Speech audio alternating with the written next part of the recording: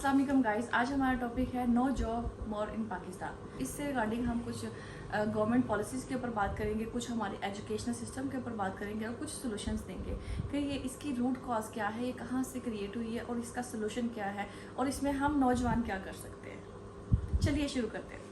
According to सर्वे, पाकिस्तान की total आबादी 235.82 million है। 67,250 एम्प्लॉयज़ जो कि ऑन जॉब है और इसके बाद जो बाकी लोग बचते हैं आप उसका अंदाज़ा लगा लें। इसमें से आप समझ लें 25% जो है वो मुल्क छोड़ के चले गए हैं डिसअपॉइंट होके, क्योंकि यहाँ पे जॉब नहीं है, तो वो जॉब और रोज़गार के चक्कर में अब्रॉड चले गए। 2 सालों में कई हज़ार नहीं बल्कि कई लाख लोग जो है माइग्रेट करके गए, जो कि हाईली स्किल्ड और एजुकेटेड लोग हैं। देखा जाए तो ये लोग हमारे मुल्क का सरमाया थे, जो कि मुल्क छोड़ के और गैर मुल्क में जाके नौकरियां कर रहे हैं।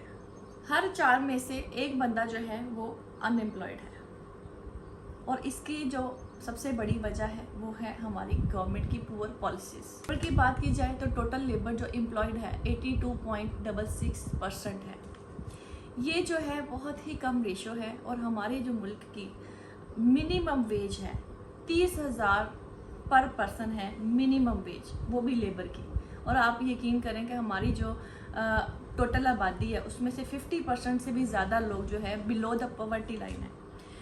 क्यों वो बिलो द पॉवर्टी लाइन है? क्योंकि हुकूमत की कोई पॉलिसी नहीं है। जो भी लोग हैं वो बिलो द बेल्ट जो है ना अपनी ज़िंदगी गुजार रहे हैं। इसमें आप बताएं 30,000 में कहाँ बच्चे, कहाँ स्कूल, कहाँ घर, अपना मकान, रोटी, कपड़ा, सारा कुछ वो किस तरह से मैनेज करते हैं। सो गाइस 235 मिलियन जो आबादी है हमारी, इसको रोटी, कपड़ा, मकान, दाल, चावल, स्कूल, अस्पताल की अदवायात, ज़रूरियात ज़िंदगी, ट्रांसपोर्ट, हर चीज़ चाहिए। तो ये चीज़ें कहाँ से क्रिएट होंगी और इनको क्रिएट करने के लिए क्या करना होगा? जॉब क्रिएट करनी होगी। सो गाइस इसके ऊपर हम बात करते हैं।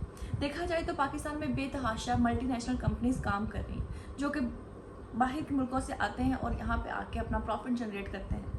और कुछ कंपनीज तो ऐसी हैं जो कि अपना लाल पीला पानी बेच के ही अपना जो है प्रॉफिट कमा रही है, और प्रॉफिट बिलियंस में। उसमें से हम बात कर लेते हैं कॉक की, नेस्ले की और यूनिलीवर। ये कंपनीज अपना लाल पीला पानी बेच के ही पैसा जनरेट कर रहे हैं और बिलियंस में जनरेट कर रहे हैं। पाकिस्तान से ही पानी निकालते हैं, उसमें कलर डालते हैं, मैन्युफैक्चर करते हैं और फार्मूला क्रिएट करते हैं और अब हमारी आवाम में ही बेच के पैसे इकट्ठे कर रहे हैं।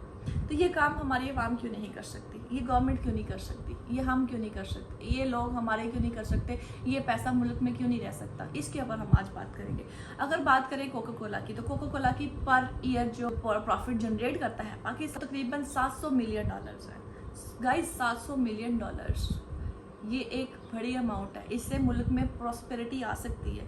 और ये पैसा कहाँ जाता है? ये ऑफ कोर्स ये पैसा ट्रैवल करता है अपने होम कंट्री में, जिसकी ये कंपनीज हैं उनको जाता है। नेस्ले की बात करें तो वो हमारी ज़मीन से ही पानी एक्सट्रैक्ट करता है और उसी को जो है प्रोसेस करके पैक करके हमारे ही मुल्क में बेच देता है। और उसकी अगर बात करें तो सालाना उसका 6500 मिलियन डॉलर्स उसका प्रॉफिट है पर ईयर, जो वो पाकिस्तान से कमा रहे हैं। तो ये हम भी कमा सकते हैं। इसी तरह की बेतहाशा और कंपनीज हैं जो कि शैम्पू, क्रीम्स, बाकी ज़रूरत ज़िंदगी की तमाम चीज़ें जो हैं वो सेल कर रहे हैं। और देखते हैं इस सिलसिले में हम क्या कर सकते हैं और हुकूमत क्या कर सकती है। हमें क्या करना चाहिए बीइंग अ सिटीज़न, और हुकूमत को क्या करना चाहिए। हुकूमत क्या क्या पॉलिसीज़ लेकर आए ताकि मुल्क में प्रॉस्पेरिटी आए और जो बेरोज़गार है वो भी रोज़गार में आए और मुल्क जो है वो तरक्की की राह पे गामजन हो सके। मुख्तलिफ हुकूमतें आती रही हैं जो कि नौजवानों को झूठे दिलासे, झूठे वादे और झूठी बातें करके दिलासा देते रहे हैं कि हम आपके लिए जॉब क्रिएट कर रहे हैं, हम इतनी जॉब क्रिएट कर देंगे, हम लाखों की जॉब क्रिएट कर देंगे, हम मुल्क में ये लेकर आएंगे, हम बेरोज़गारों को रोज़गार देंगे, हम बेघरों को घर देंगे, हम रोटी, कपड़ा, मकान के ऊपर वर्किंग करेंगे। लेकिन अफसोस के साथ ये कहना पड़ रहा है कि आज तक किसी ने भी इसके ऊपर काम नहीं किया। हुकूमत सिर्फ अपना फ़ायदा देखती है, अपना फ़ायदे के लिए चीज़ें तो अनाउंस करती है, प्रोजेक्ट तो अनाउंस करती है, लेकिन उसके ऊपर इम्प्लीमेंटेशन नहीं है। इस हिस्से में हमारा जो कंट्रोल्ड मीडिया है वो भी हुकूमत के साथ है, वो भी ख़रीदा हुआ है। बेरोज़गार को ख़त्म करने के लिए हुकूमत और अवाम दोनों को मिलकर स्टेप लेना होगा। हुकूमत को किन चीज़ों के ऊपर वर्किंग करने की ज़रूरत है? सबसे पहले जो आ जाता है हमारा एजुकेशनल सिस्टम। हमारे एजुकेशनल सिस्टम में तब्दीली लाई जाए। इसको चेंज किया जाए, इसमें स्किल्ड वर्कर क्रिएट किए जाएं, जो कि आईटी की जो है फील्ड को प्रमोट किया जाए, आईटी पार्क्स बनाए जाएं। मुल्क हुकूमत को चाहिए कि आईटी पार्क्स बनाए, आवाम को और स्टूडेंट्स को आईटी की तालीम फ्री दी जाए, स्किल एजुकेशन फ्री दी जाए हर आवाम के लिए, हर शहरी के लिए। मुल्क का हर जवान जो है वो फौजी ट्रेनिंग से होके गुजरे, वो मिलिट्री ट्रेनिंग से होके गुजरे, ताकि वो मुल्क की तरक्की के लिए अहम स्टेप ले सकें। जो फौजी ट्रेनिंग जो है वो अगर मुल्क के लिए ज़रूरी है, सरकार के लिए ज़रूरी है, तो वही ट्रेनिंग अपने घर के लिए भी ज़रूरी है। पाकिस्तान का हर शहरी अपने घर से जो है वो चीज़ शुरू कर सकता है। इस तरह से करके हमारे मुल्क में एक फ़ौजी निज़ाम कायम होगा, हमारा मुल्क फ़ौज लेस हो जाएगा, क्योंकि हमारे मुल्क में हर शहरी जो है वो फ़ौजी ट्रेनिंग से होकर गुजरा होगा। मुल्क का हर शहरी फ़ौजी होगा। कि जो मल्टीनेशनल कंपनीज आती हैं, सरकार उनके साथ ऐसी पॉलिसीज़ बनाए ताकि प्रॉफिट मैक्सिमम हमारे मुल्क में रह सके, और हमारे वो जो जॉब क्रिएट करते हैं, इतनी बिलियन डॉलर्स की प्रॉफिट के लिए वो जो जॉब्स क्रिएट करते हैं उसमें वर्कर की भी ज़रूरत होती है, लेकिन नहीं किया जाता, उन रिक्वायरमेंट को फुलफिल नहीं किया जाता, ताकि अंडरग्राउंड जो भी अमला वहाँ बैठा हुआ है, जो भी जॉब क्रिएट होती हैं उनको जो है वो हाइड कर देते हैं, और उसके बदले बहुत थोड़ी सी जो है जॉब अनाउंस करते हैं ताकि मैक्सिमम पैसा जो है वो कमा सकें। हमारे एजुकेशन सिस्टम का इंफ्रास्ट्रक्चर चेंज किया जाए। हमारे मुल्क में तकरीबन हर साल 40 लाख स्टूडेंट्स पार्टिसिपेट करते हैं हायर एजुकेशन के लिए, लेकिन अनफॉर्चुनेटली सिर्फ 5,41,000 तक ही स्टूडेंट्स जो हैं वो पास हो पाते हैं, जिनके लिए जॉब क्रिएट करना हुकूमत की जिम्मेदारी है। स्टूडेंट्स पास नहीं हो पाते, यूनिवर्सिटी की हद तक रह जाते हैं, कुछ स्कूल में ही छोड़ देते हैं, कुछ सेकेंडरी एजुकेशन में ही छोड़ देते हैं, कुछ प्राइमरी में छोड़ देते हैं। इनकी एक अलग से लिस्ट बना ली जाए, और ये भी जो स्टूडेंट्स हैं इन्होंने भी जवान होना है, ये भी बड़े होंगे, तो ये भी तो कुछ ना कुछ रोजगार के लिए स्किल्ड एजुकेशन प्रोग्राम क्रिएट किया जाए।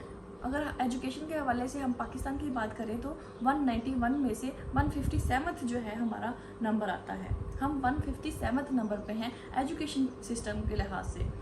हम सिस्टम चेंज किया जाए। ये एजुकेशन सिस्टम हमारा बहुत ही कदीम है, पुराना है, ये सिर्फ लेबर क्रिएट करता है, हमें यहाँ पे बिजनेसमैन क्रिएट कर रहे हैं। ये मुल्क में मैक्सिमम इंपोर्ट कर रहे हैं, क्योंकि ये लोकल फॉर लोकल है। किसान हो गया, ये सब्जियाँ उगाता है, गंदम उगाता है, वो हम खाते हैं, दर्जी कपड़े सीता है, वो हम पहनते हैं। वहाँ हमारी जो ज़रूरियात है वो हमारे मुल्क से ही पूरी हो रही हैं, और वो यही लोग जनरेट कर रहे हैं। ठेले वाला है, वो फ्रूट लगाता है, वो हम खाते हैं। तो ये जो लोग हैं इनको क्रेडिट देना चाहिए। इकोनॉमी में बूस्ट कर रहे हैं वो ये छोटे दुकानदार। मैं हर छोटे दुकानदार को और ठेले वाले को क्रेडिट दे, जो डिसेंट्रलाइज इकोनॉमी और लोकल प्रोडक्ट बना रहा है।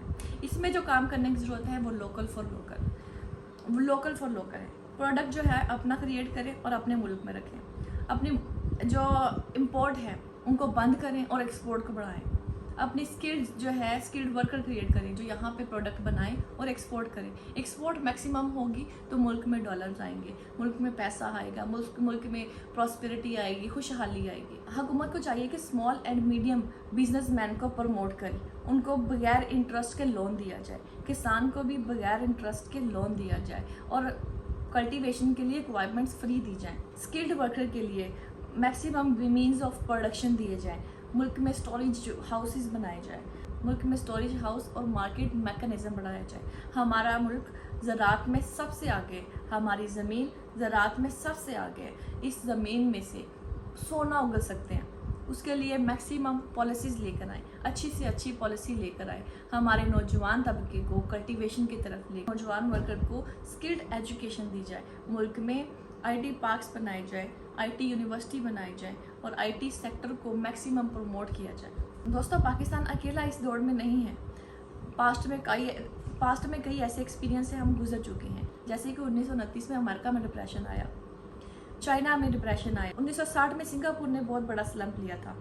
उसके बाद गवर्नमेंट ने पॉलिसीज चेंज की। याद रखें दोस्तों, जो भी चेंज है हमेशा ऊपर से आता है, हमेशा चेंज गवर्नमेंट लेके आती है, हायर मिनिस्ट्री लेके आती है, हायर पोस्ट लेकर आती है। कभी भी चेंज नीचे से नहीं आ सकता, कोई भी लेबर चेंज नहीं लेके आ सकती। हम नौजवान, हम यंग नस्ल मैक्सिमम इंपोर्ट कर सकते हैं अपनी पॉलिसीज़ को लेके, अपने मेहनत को लेके। हम सिर्फ इसमें हुकूमत के साथ के बगैर हम कुछ नहीं है। अगर हुकूमत साथ दे और हम मैक्सिमम जो है मुल्क में प्रॉस्पेरिटी लेकर आ सकते हैं। ये हमारे हक में है, ये हमारे हाथ में है। जिस तरह से चाइना ने तरक्की की, चाइना, ये तो होगी हुकूमत की बातें। और अब हम अपनी बात, और हमारे करने का काम ये है कि हमने हुकूमत की पॉलिसीज़ का वेट नहीं करना। हमने मुल्क में अपने बच्चों को और अपने यंगस्टर जो कोलीग्स हैं या हमारे सराउंडिंग में हैं, सबको स्किल्ड एजुकेशन के लिए मोटिवेट करना है। अपने बच्चों को भी स्किल्ड एजुकेशन देनी है। अगर आपके पास मुल्क में रोज़गार नहीं है तो आप ऑनलाइन भी काम कर सकते हैं, आप फ्रीलांसिंग कर सकते हैं, लेकिन वो कब पॉसिबल होगा? अगर आपके पास स्किल्ड एजुकेशन होगी। आप अपने बच्चों को ग्राफिक डिज़ाइनिंग सिखा लें, आप वेब वर्डप्रेस सिखा लें, आप कोई भी काम, आप वेब डेवलपमेंट सिखा लें, आप शॉपिफाई सिखाएं, आप बेतहाशा इस तरह के काम हैं। ऑनलाइन सेलिंग है, वो आप अपने घर से शुरू कर सकते हैं। आप क्लोथिंग ब्रांड बना सकते हैं। आप छोटे से छोटा काम करें। पाकिस्तान की हर औरत अपना बिजनेस क्रिएट करे, चाहे वो घर से करे, चाहे वो ऑफिस से करे, चाहे अपने शौहर के साथ करे, लेकिन ज़रूर कुछ ना कुछ पार्टिसिपेशन करनी चाहिए। पाकिस्तान की ख़वातीन अपना यूट्यूब चैनल बना सकती हैं, कुकिंग में आगे जा सकती हैं, रेस्टोरेंट बना सकती हैं, फूड पांडा पे काम कर सकती हैं, ज्वेलरी आर्ट बना सकती हैं, क्लोथिंग ब्रांड बना सकती हैं। बेतहाशा ऐसे काम है जो कि कर सकती हैं। पाकिस्तान के नौजवानों में बहुत पोटेंशियल है।